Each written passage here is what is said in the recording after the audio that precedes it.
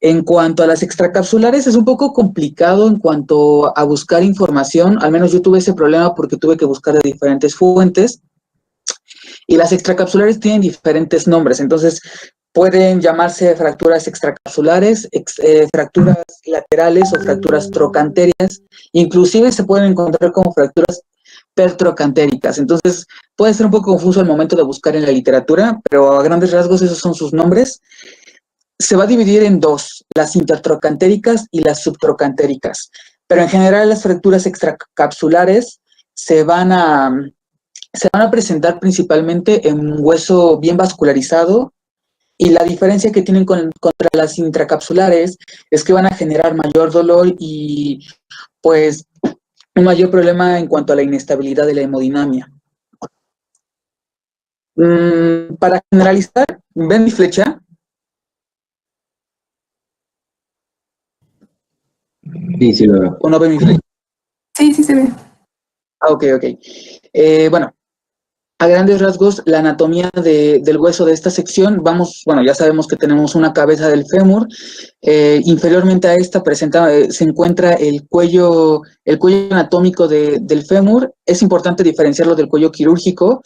Este es el cuello anatómico propiamente, y más abajo, casi llegando a la diáfisis, vamos a encontrar el cuello quirúrgico.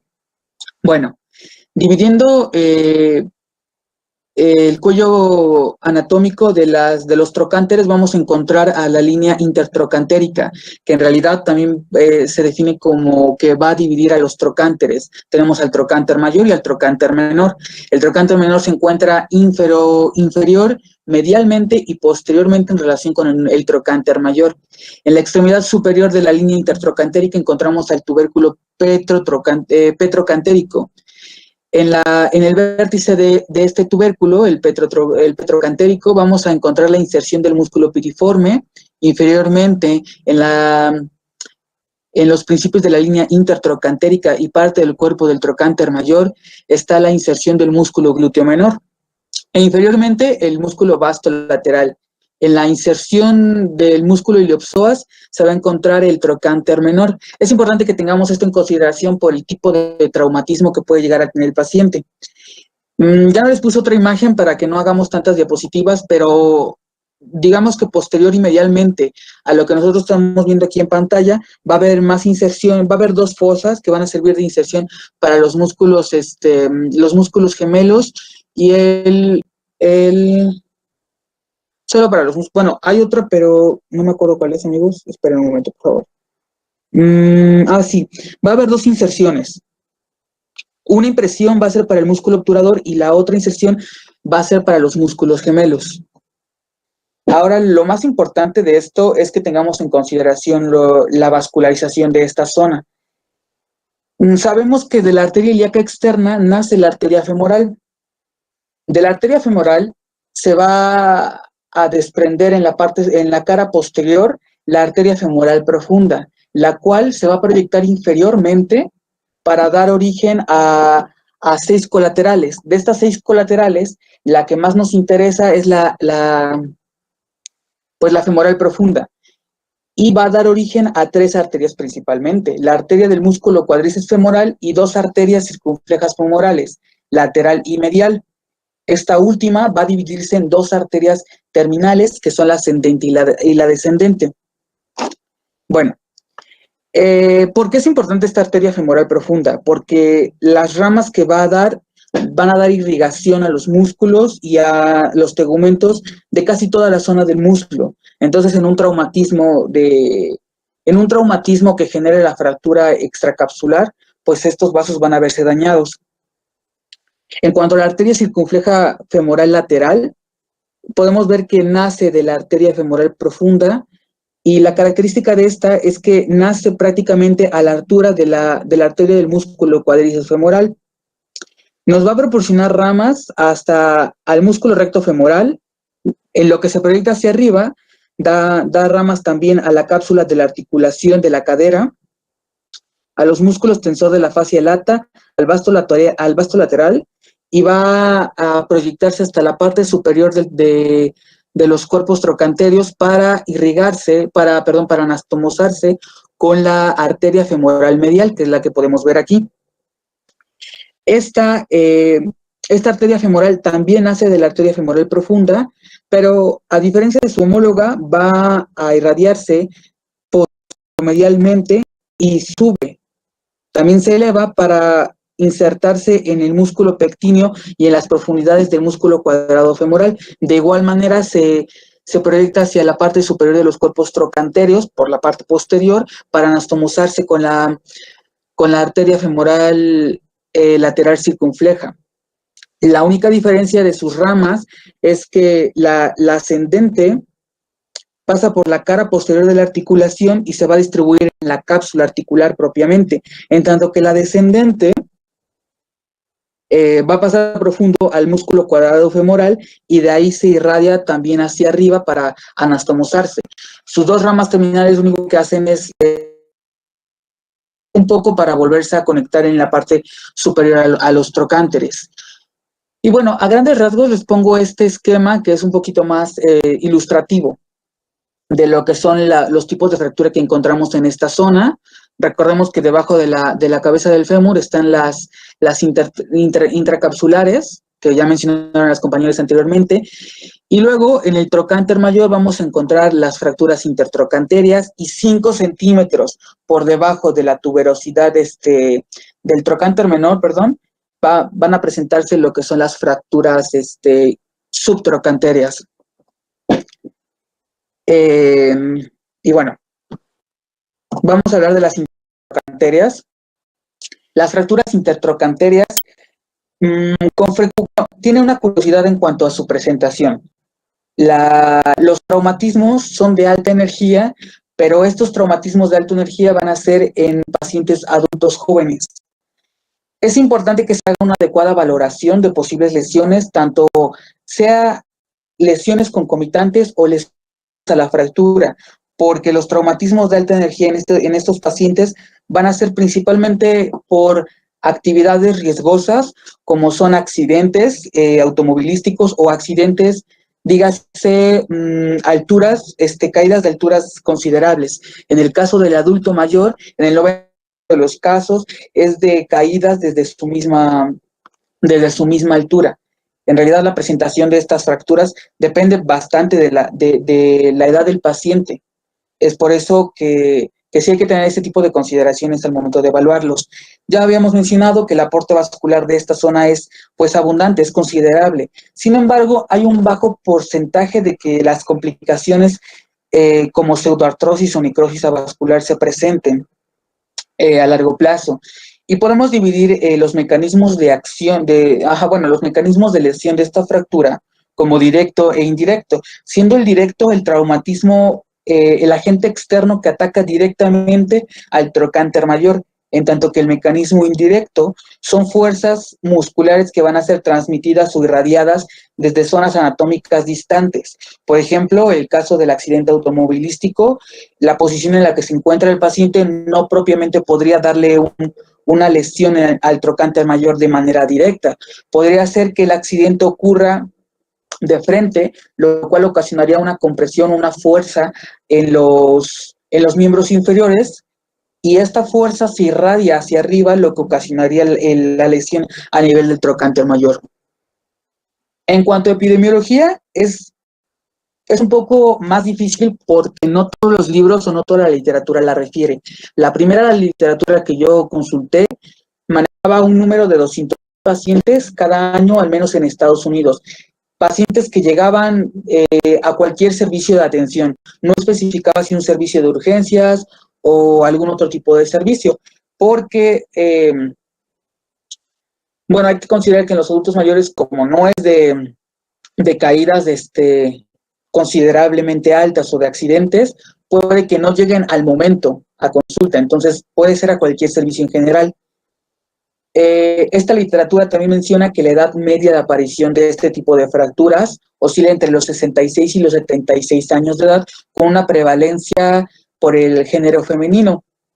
Ahora bien, un estudio realizado en el año de 2017 nos menciona que la presentación de esta fractura sí es mayor en la mujer, pero solo porque el mayor número de casos es en adultos mayores. Si nos basamos en la edad de presentación, pues la epidemiología va a cambiar y va a tomar un rumbo muy diferente. En el caso de los adultos mayores, como ya había mencionado, se va a dar principalmente en varones, porque son aquellos que están más expuestos a actitudes o actividades de alto riesgo, no porque no puedan las mujeres, sino porque pues se dice que son más imprudentes que el género femenino. Entonces, esto es lo que los hace como más propensos en la edad del adulto joven. En los adultos mayores obedece más a procesos patológicos, siendo la mujer la que más predisponente está para procesos como la osteoporosis, la cual es un factor importante, al igual que la edad avanzada. Y este estudio decía que entre más avanzada era la edad, era mayor el número de caídas que presentaban estas pacientes y había aunado a esto, había una pobre calidad ósea. Se hicieron 2 estudios comparativos y el resultado de estos 2 estudios pues arrojó que entre el 73% al 80% de las caídas en el hogar eran el factor que desencadenaba esta fractura. Y obviamente eran las mujeres, las mujeres en edad de adulto mayor que presentaban este problema. Ahora, teniendo esto en consideración, no es tan difícil suponer que la mortalidad se presenta más en el adulto joven. Ahora, hay que tener otra consideración. La mortalidad va de la mano con el tiempo de la cirugía. De hecho, la literatura menciona que este es el factor principal y el factor que determina un alto grado o un bajo grado de mortalidad en el paciente. Es más preocupante en el adulto joven porque generalmente llega a urgencias después de un accidente y hay que considerar no solo la fractura extracapsular. En realidad, este paciente viene politraumatizado. Hay muchas fracturas y el estado general está bastante alterado. Y en realidad, esto es un problema porque pues el clínico al ver al paciente en este estado puede que la fractura extracapsular pase como a última instancia, que no sea lo primero en lo que se percate. Puede haber otro tipo de fracturas u otro tipo de lesiones que requieran la atención del clínico y esto hace más complicada su detección temprana y de igual manera va a retrasar el tratamiento quirúrgico. Es importante que tengamos en consideración... Okay. ¿Perdón?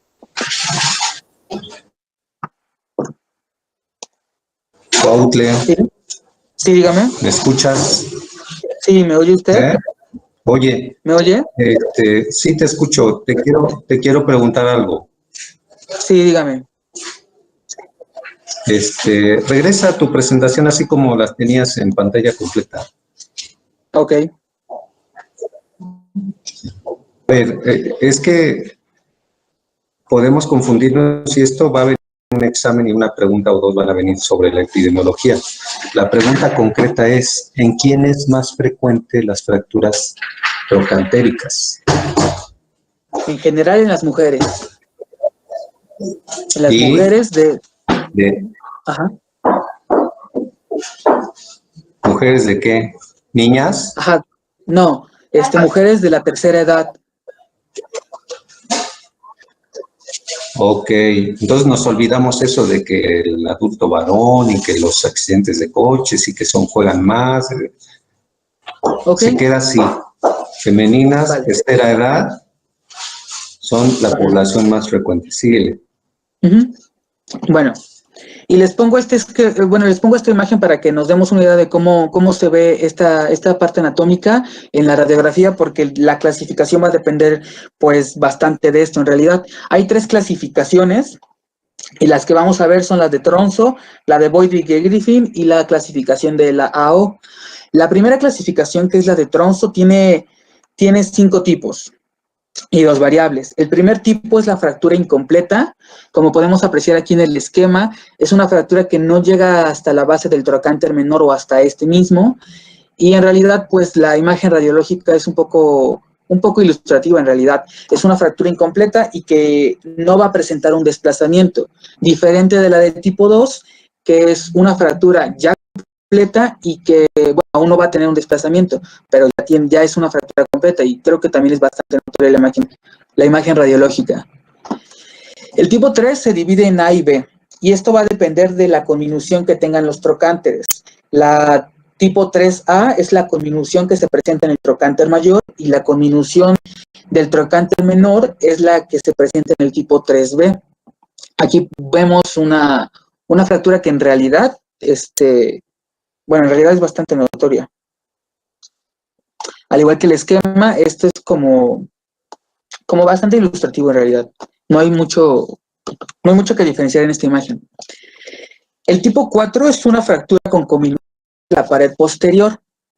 Y esta imagen también nos muestra que ya está pues bastante fragmentada la parte proximal del fémur. Y bueno, en realidad en el esquema no se ilustra como debería, porque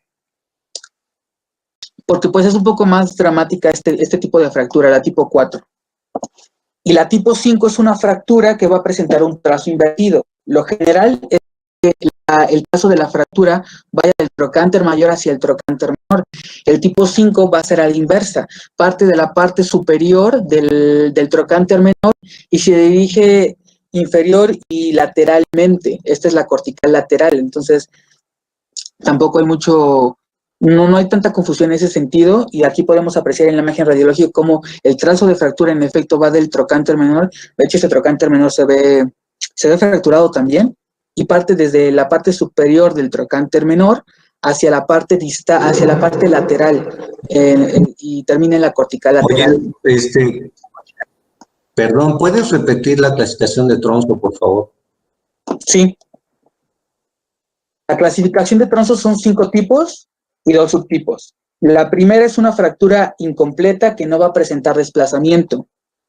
En el esquema se nos muestra así, parte del trocánter mayor y va a tomar un sentido inferior hacia el trocánter menor, pero no llega como tal al trocánter menor. No importa, aquí no se va a evaluar los centímetros que tenga esta fractura, al menos en la clasificación de Tronzo, porque puede ser más corta, un poquito más larga, pero no va a llegar a la cortical medial. La tipo 2 es una fractura completa que no presenta desplazamiento. En este tipo de fractura ya llega a la parte cortical medial, pero no va a haber desplazamiento todavía. Pero sí hay que tener en consideración que el paciente puede presentar un desplazamiento, por lo cual no se le debe permitir que mueva demasiado las extremidades inferiores. En la tipo 3 se va a dividir en A y B, y va a depender de si afecta al trocánter mayor o si afecta al trocánter menor, siendo la tipo 3A la que afecta al mayor y la tipo 3B la que afecta al trocánter menor. El tipo 4 ya es una fractura con una conminución que se encuentra en la parte posterior. Aquí vemos el trocánter desde la parte posterior y puede presentar pues la conminución, pero me parece, bueno, en realidad yo no veo en este esquema una conminución, por eso les menciono que no. ¿Sí? A ver, ¿Sí me oye? repito de la tipo 3. ¿Tipo 3? Ok. Oye. ¿Sí? Sí. Ajá. Voy. Sí. Ok. La fractura de tipo 3 se divide en A y B y va a depender del tipo de la afección a qué trocánter sea. Va a ser una conminución en el trocánter mayor y va a ser el tipo 3A. Y va a ser una conminución del trocánter menor y se va a presentar, y este va a denominarse fractura tipo 3B. ¿Así está bien, doctor? Te queremos hacer un comentario. Aquí está conmigo el doctor Olivares de ortopedia y dice que no está de acuerdo contigo. A ver, Olivares, diles por qué. Claro. Pon tu imagen, la anterior, la de tipo 3. Sí. ¿Qué es esto? No, tú no la señalas. Tú no es que no lo veo porque estoy proyectando. Con su cursor. ¿Tienes tu cursor? Ajá, sí. ¿tienes tu cursor? Sí, ¿lo está viendo? Sí. Exacto. Ajá. Sí, ¿ves la fractura? A fracturas. Ajá, ¿ves la fractura donde dice está el dibujo de tu fractura? Ajá. Ahí tiene el cuello, la base del cuello incrustado en la diáfisis femoral. Ajá. ¿Has escuchado el término telescopado? Sí. ¿Sí? ¿Qué significa telescopado? Pues, bueno, mejor explíquelo usted porque puede que yo esté confundido. El término telescopado es la introducción del cuello de la cadera hacia la diáfisis del fémur. Es el signo que tienes en la parte de tu radiografía. Eso es telescopado. Y es característico del tipo B, ¿no? ¿Vale? Pero bueno, el fragmento telescopado se presenta en el tipo 3B, ¿no? O sea, en este. No, el telescopado habla de la afectación de la 3. En general. Ok, sí, en general el telescopamiento la hace directamente una clasificación 3. Ok, perfecto. Para saber cuál es 3A y 3B, se necesita conocer la afectación no de los trocánteres, sino de la pared posteromedial. Ajá. Ok. ¿Sí? Sí. Ok, la 3 significa que está telescopado. Cuando ustedes ven una radiografía como la que tienes ahí en tu presentación, es una 3. Ok. ¿Sí? Sí. Para ver si existe una 3A o una 3B, hay que ver la pared o cómo vemos la afectación de la pared posteromedial, es como la tienes en la imagen de la fractura, en el dibujo. Sí. Esa sería la diferencia entre la radiografía que tienes y el dibujo que tienes. Si te das cuenta, el trocánter menor está fracturado. Pero el cuello está dentro de la diáfisis, está telescopado y aparte con afectación de la pared posteromedial. Esa es la diferencia. ¿Sí? Entonces, en la radiografía tienes una 3A. Exactamente, en la radiografía tienes una 3A y en tu dibujo tienes una 3B. Ok. Sí. ¿Sí alcanzan a ver la diferencia? Sí. Gracias, doctor Olivares. Síguele, Cutle. Muchas gracias. Bueno, les repito el tipo 4 y tipo 5 o ya me continúo con la siguiente clasificación.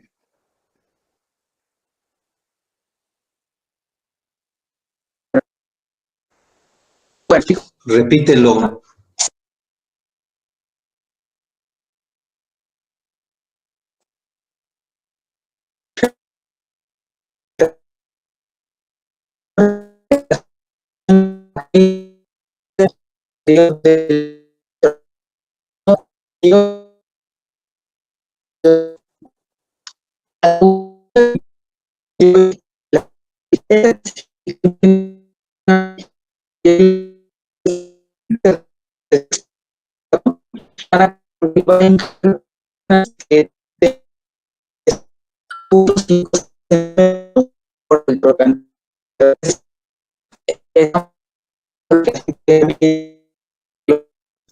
El tipo es ¿me escuchan bien? Un poco cortado.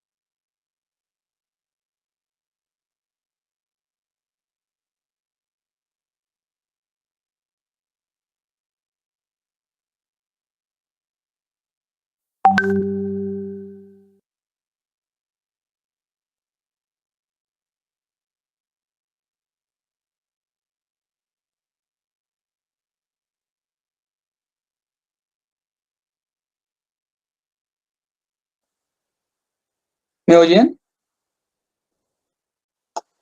Sí. Muchas gracias. Bueno, vamos a continuar. Sigan sin ver mi pantalla, ¿verdad? Sí, no la vemos. No, Ok, se un momento. ve. Una ventana. Pues.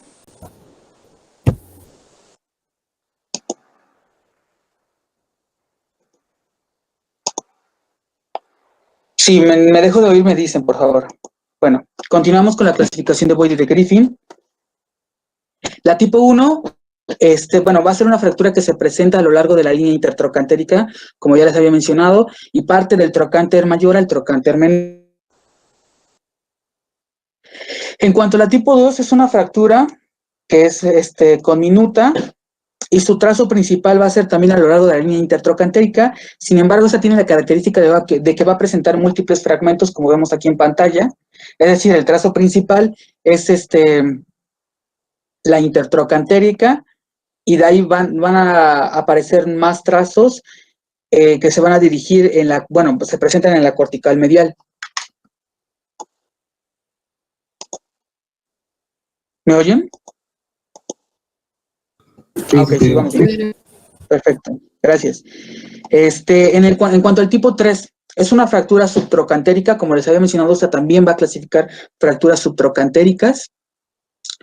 Y esta tiene bueno, la característica de esta es que al menos va a presentar una fractura que se puede irradiar hacia la diáfisis proximal. Como vemos aquí, parece tener un aspecto espiral, pero se está irradiando hacia la diáfisis del hueso. Y la tipo 4, bueno, y la tipo 3 también tiene que se va a presentar generalmente a nivel del trocánter menor. La tipo 4 es una fractura de la región trocantérica y también va a irradiarse hacia la diáfisis femoral, pero podemos apreciar que esta es un poco más pronunciada en cuanto a oblicuidad refiere. Y luego, bueno, en realidad estas dos que les acabo de mencionar son como las más fáciles de entender y no son tan complicadas en comparación con la de la AO, porque de la AO tiene pues 3 subclasificaciones cada clasificación y en general son 3. La 31A1, que es una fractura intertrocantérica simple, se va a dividir en punto 1, punto 2 y punto 3. La primera va a ser una fractura pues bastante simple en realidad, solo se presenta a lo largo de la línea intertrocantérica. La tipo 2, bueno, se refiere que pasa a través del trocánter mayor. Y la tipo punto 3 es la que va a pasar por debajo del trocánter menor. Y si nos percatamos, pues presenta una oblicuidad considerable. En realidad va disminuyendo la oblicuidad de esta fractura en cuanto a los puntos. Y la 31A2 es una fractura transtrocantérica multifragmentaria. En la primera imagen vemos que la fractura presenta un fragmento intermedio. Aquí bueno, el esquema muestra que el fragmento intermedio está a nivel del trocánter menor, pero la fractura podría, o sea, puede estar en cualquier otra sección de la extremidad anatómica. La punto 2 va a presentar múltiples fragmentos intermedios. A diferencia, bueno, y es bastante similar con la punto 3, pero este daño va a extenderse inclusive hasta 1 centímetro que se encuentra por debajo del trocánter menor. Por lo que entendí, por lo que dice la clasificación, la diferencia entre la punto 2 y la punto 3 en realidad solo es la magnitud y la expansión que tiene los fragmentos como tal, pero ambas van a presentar múltiples fragmentos. Y en la 31A 3.1, punto 2 y punto 3 también son fracturas intertrocantéricas y son un poco más simples, porque bueno, la primera tiene una oblicuidad simple, la segunda es simple y es transversa, y la tercera es multifragmentaria. Pero como nos podemos percatar, la característica de la 31A3 punto y tantos son que no parte desde el trocánter mayor al trocánter menor. En estas no se encuentra afectada pues el trocánter mayor, solo va a haber afección a nivel del trocánter menor. Y lo que concierne al cuello, bueno, al cuello no, perdón, y lo que concierne a lo que se encuentra a este nivel del trocánter menor.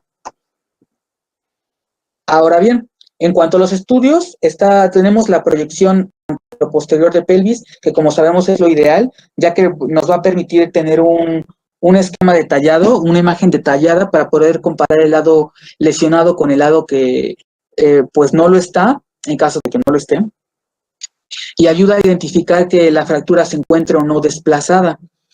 Y la otra proyección que es de utilidad es la lateral hacia la mesa. Esta proyección nos permite valorar el grado de conminución posterior que pueda tener. Entonces, esta podría servirnos para la clasificación 3 de Tronzo, en realidad. Se refiere a otra técnica, pero esta se la refiere porque no se debe aplicar. La proyección lateral en posición, bueno, el libro dice que en proyección de ranita, es peligrosa en realidad, porque eso podría implicar un desplazamiento de la fractura que no lo esté, porque requiere que el paciente se coloque en flexión y que rote los miembros inferiores, pero pues claramente esto puede ser bastante peligroso porque puede desplazar una fractura que no esté desplazada. En cuanto al tratamiento, bueno, en realidad anteriormente el tratamiento era exclusivamente de tipo conservador, no se podían hacer cirugías por los avances tecnológicos y consistía en un reposo prolongado de hasta 12 semanas. Lo malo de este tratamiento es que tenía una gran tasa de mortalidad en los pacientes geriátricos, y principalmente por los tipos de complicaciones, háblese de infecciones, háblese de sepsis, háblese de tromboembolias. Por lo cual el tratamiento, al menos hoy en día, es quirúrgico y es de elección, siendo la reducción y la estabilización de la fractura pues lo recomendable. Vamos a ver que el manejo quirúrgico tiene pues diferentes componentes. El primero que encontré es el tornillo de compresión más la placa lateral. En este procedimiento hay que tener en consideración un aspecto. El trocánter mayor puede estar separado y en caso de que esté separado, claramente hay que reducirlo para que se pueda hacer un mecanismo correcto de aducción y que el movimiento portal no esté alterado. Este mecanismo como tal tiene que, bueno, involucra el tornillo de compresión que podemos ver, se inserta desde la cortical lateral hacia la cortical, hacia la cabeza del trocánter, hacia la cabeza del fémur, perdón. Encontré esta fórmula, pero la verdad no, o sea, intenté buscar como más información, la verdad no sé cómo explicárselas, pero se las puse por cualquier cosa, porque puede que sirva para referencia o para que entendamos mejor este mecanismo, pero la verdad, o sea, no le entendí mucho a esa fórmula. Lo que más o menos sí les puedo decir es que se basa en cuanto a la proyección lateral y anteroposterior que tenga esto, para hacer la reducción de la fractura y unir ambos fragmentos que en este caso puedan estar dañados. Y la medida que deben tener aproximadamente esta distancia, que se denomina distancia punta ápice, es de 25 milímetros aproximadamente, menor a 25 milímetros. Mayor a esto puede tener pues un grado de complejidad y el riesgo de que no haya una adecuada reducción de la fractura. Y bueno, a ver, bueno, ahorita les muestro una imagen. El otro método son los tornillos deslizantes de la cadera y son de tipo intramedular. Va a combinar un tornillo con un clavo centromedular. Estos clavos son aproximadamente de 17 a 21 milímetros y son cortos, lo que permite que se haga un bloqueo distal. Y bueno, la inserción del implante puede realizarse de manera cerrada y percutánea, es la ventaja que tiene en realidad con otros métodos. Además de que va a minimizar bastante la pérdida de sangre y pues actúa como un sostén intramedular que de cierta manera pues previene o impide que se medialice el hueso y la diáfisis propiamente. Entonces es bastante recomendable comparado, bueno, el libro mencionaba que es bastante recomendable comparado con otros métodos. Y aquí les puse una imagen. Esta es la placa lateral que se coloca en la cortical lateral del hueso y de aquí parte el tornillo deslizante, el clavo centromedular, el tornillo deslizante hacia la cabeza del fémur con la finalidad de hacer la reducción del trocánter. Luego tenemos una placa de compresión axial. Esta es la placa de Meadows deslizante y permite la compresión como tal en ambos planos. Es un método colocación un poco similar al de las placas laterales. Lo malo de esta es que requiere que se diseccione el mayor número de tejidos y pues debe hacerse una colocación minuciosa también en la cortical lateral. Esto quiere decir que requiere de mayor experiencia del clínico que vaya a realizar este procedimiento, por lo cual sí tiene pues más desventajas que otras. Claramente todas estas requieren de una alta experiencia de clínico, pero esta es por mucho, al menos el libro, por mucho la que mayor experiencia requiere. Y bueno, pasando a las fracturas subtrocancáricas, el mecanismo de lesión se divide también en baja y alta energía. Los de baja energía, al igual que en la anterior, es en pacientes ancianos y igual por caídas desde su misma altura. En el caso de las de alta energía son en adultos jóvenes por traumatismos pues importantes. Corresponde en general a la subtrocantérica al 10 y el 30% de las fracturas que se presentan en la cadera y bueno, la característica de esta también es que va a afectar a cualquier edad. Tenemos la clasificación building que se basa en la localización del trazo primario. En realidad esta clasificación no es tan complicada, al menos cuando la leí. Va a tomar como referencia la localización del trazo primario de la fractura y la va a relacionar con el trocánter menor. Tenemos así tres tipos. La tipo 1, aquella que se encuentra a nivel del trocánter menor. La tipo 2 es la que se presenta 2.5 centímetros por debajo del trocánter menor y la que se presenta 5 centímetros debajo de este es la de tipo 3. En realidad es bastante sencilla esta clasificación y creo que no hay tanta complicación en momentos de analizarla. Luego tenemos la clasificación de Shane-Shamer. Bueno, la clasificación tiene un tipo 1, no se las puse porque no requería una imagen para visualizarla. La tipo 1 es una fractura que no se desplaza o puede ser cualquier fractura en realidad con 2 milímetros de desplazamiento de los fragmentos en caso de que lo haya, pero en general no hay un desplazamiento de este tipo de fractura. Y no es dependiente del patrón de fractura que tenga. Ahora bien, la tipo 2 sí requiere un poco de visualización. La fractura 2 se va a dividir en tres tipos. La 2A es una fractura transversa que se encuentra a nivel que va a dividirse en dos, solamente va a haber división para dos fragmentos. La tipo 2B es una fractura con característica espiroidea, con el trocánter menor incluido en esta fractura, en el segmento proximal, va a estar incluido como tal. Y en la 2C es la espiroidea, también en dos fragmentos, y con el trocánter menor incluido en el segmento distal. Entonces, esta es la característica principal del 2B y del 2C. El 2C es el que tiene el trocánter menor incluido en el segmento distal, y se dice que es el patrón de oblicuidad invertida, como ya habíamos mencionado anteriormente. En este caso, la oblicuidad va desde la cortical lateral a la cortical medial, y en el tipo 2C es cuando cambia desde la cortical medial hacia la cortical lateral. El tipo 3, aquí es cuando se presentan fracturas en tres fragmentos. Entonces, podemos acordarnos del tipo 1 como una fractura simple, el tipo 2, y el tipo 1 que no depende del trazo de la fractura. El tipo 2 se divide en dos fragmentos y el tipo 3 se divide en tres fragmentos. El tipo 3A va a ser la fractura espiroidea con tres fragmentos, en la cual el trocánter menor va a ser el tercer fragmento como tal y presenta una espícula cortical inferior en la longitud variable.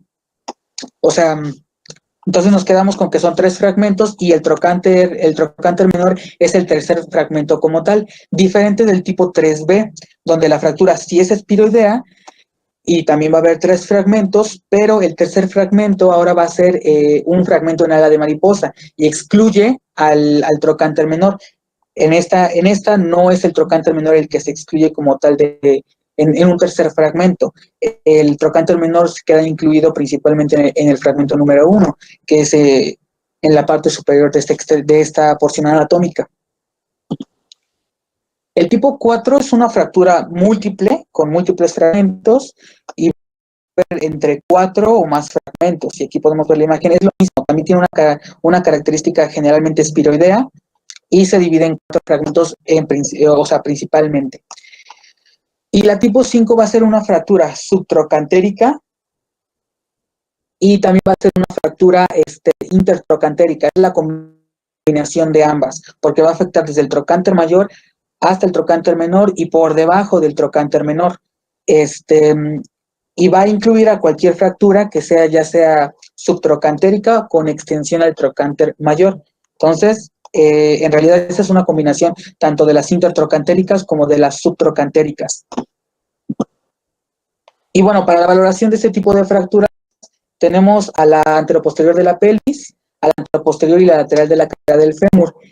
Lo importante de la anteroposterior de la pelvis es que permite, de igual manera que en la otra, una visualización previa a la cirugía para que la reducción se haga pues lo más anatómicamente natural. Y la lateral de igual manera permite ver o apreciar la combinación de porciones posteriores. Es importante que se evalúe todo el fémur porque estas fracturas son más llamativas y en realidad puede haber otro tipo de fracturas a lo largo de todo el fémur y por lo cual también se debe incluir la valoración de la rodilla. En fracturas que son pues bastante conminutas en realidad, se recomienda que se realice la radiografía contralateral. Como ya les mencioné, esto nos permite darnos una idea de la longitud del fémur y que la reconstrucción sea lo más anatómicamente posible. El tratamiento va a haber no quirúrgico y quirúrgico. El no quirúrgico se centra principalmente en los adultos mayores y en los pacientes pediátricos. Se caracteriza porque se coloca al paciente en una tracción de los miembros inferiores con una flexión de la cadera y la angulación es 90 a 90 grados, como podemos apreciar en esta imagen, y se le va a colocar un yeso pélvico al paciente para inmovilizar con la finalidad de que sea pues el proceso de osificación. Sin embargo, pues es raro en realidad, solo se deja para los pacientes geriátricos, los pediátricos y los que no sean candidatos por algún tipo de constitución anatómica que presente el paciente. Lo más habitual es que se realice el tratamiento quirúrgico.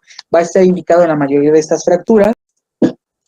Y bueno, son 3 tipos. Tenemos el clavo intramedular, el clavo a 95 grados, y se menciona al injerto óseo, pero por las nuevas presentaciones de tratamiento quirúrgico en realidad ha caído en desuso. En cuanto al clavo intramedular, bueno, tenemos a la primera generación de los clavos intramedular, que son los centromedulares. Estos se encuentran indicados para las fracturas subtrocantéricas que tienen en realidad una integridad de ambos trocánteres. Aquí les puse una imagen de cómo es el clavo intramedular.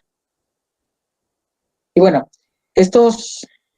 luego tenemos a los clavos de segunda generación, que son los cefalomedulares, y bueno, estos están indicados para todos los tipos de fractura que sean subtrocantéricas, pero van a ser especialmente indicados en aquellas que tengan una pérdida de la cortical posteromedial, es decir, son mayormente recomendables cuando el fragmento sea el trocánter menor. Y bueno, se utiliza un clavo intramedular. Cuando se utiliza un clavo intramedular hay que comprobar que algún segmento de este clavo no sobresalga en la parte posterior del fragmento, porque pues, puede ser riesgoso para la valoración, para la evolución de nuestro paciente. En cuanto a la placa 95 grados, les puse aquí cómo es el componente, es lo mismo que habíamos visto anteriormente, unas diapositivas antes. Esta es la placa, se colocan los clavos en estas porciones. Y bueno, esta placa 95 grados es más adecuada en el caso de las fracturas que van a afectar a ambos trocánteres y pues sirve para aumentar la fijación proximal. Se puede utilizar un tornillo accesorio por debajo de la hoja cefálica del clavo y se dirige hacia la cabeza. Entonces, estos dispositivos también van a funcionar como una banda de tensión. Ya, bueno, una vez que se encuentre reconstruida la cortical posteromedial, es bastante recomendable en realidad. Y en cuanto a las complicaciones, se mencionan 2 principalmente, a diferencia de la anterior, que es la pérdida de la fijación de la fractura, ya sea por fallo del implante o de las placas, o cuando no es pues bien posicionada. Y en el caso de la pseudoartrosis, esta principalmente es evidente cuando el paciente es incapaz de que consiga la carga completa en 4 a 6 meses posterior a la intervención quirúrgica. Y generalmente es un dolor muscular proximal y el dolor al momento de cargar cosas. Y finalmente la consolidación en una mala posición. El paciente puede presentar cojera o deformidad y es bastante notorio porque el paciente lo refiere al momento de intentar caminar. Entonces son como las complicaciones base de este tipo de fractura. Y bueno, en general esas son las referencias. ¿Algo que alguien quiera preguntar? ¿Hay alguna duda?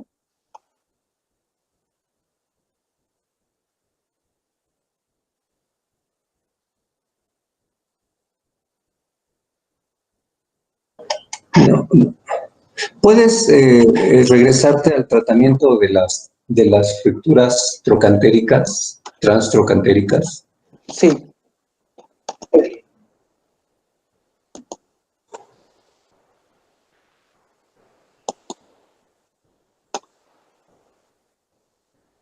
¿Ya lo están viendo? La siguiente. Ajá. Ok, la que sigue.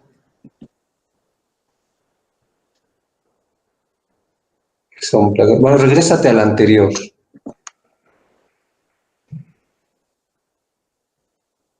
Ahí. ¿Puedes ampliar la radiografía que está arriba, las 3 de arriba?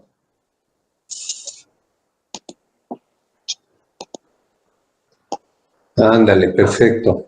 Es algo que yo creo que no lo mencionaste mucho, son los ángulos que debes de buscar restituir cuando hay una fractura.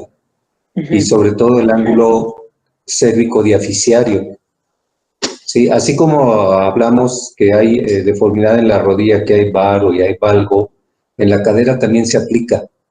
Y debemos de hacer una medición del ángulo cérvico-diaficiario. Es la línea que pasa por el centro del cuello y su intersección por la línea que pasa por el centro de la diáfisis. Más o menos en promedio son 135 grados, más o menos 5. Pero si ese ángulo te queda muy disminuido, o sea, si te baja a 120 o menos, puede haber una alta posibilidad de que tu cirugía falle y que tu implante se rompa.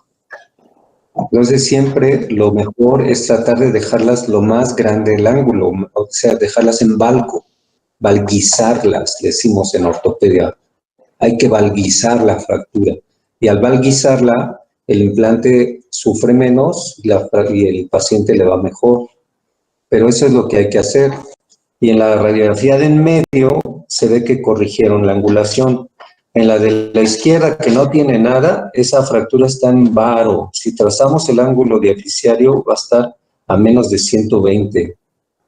Pero al colocar el implante y hacer la reducción, corrigieron eso y ya la cabeza está hacia arriba y el ángulo se corrigió. Eso es importante conocerlo y saberlo. Y lo tienes que hacer ya sea si le pongas un o un clavo centromedular o una placa angulada, lo que le vayas a poner. Muy bien, pues estuvo muy completa tu presentación, te felicito. ¿Alguien quiere preguntar algo, alguna duda?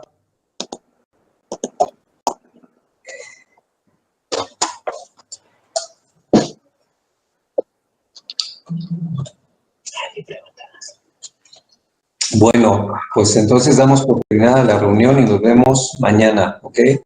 Sí, Gracias. Gracias. Sí, doctor, gracias.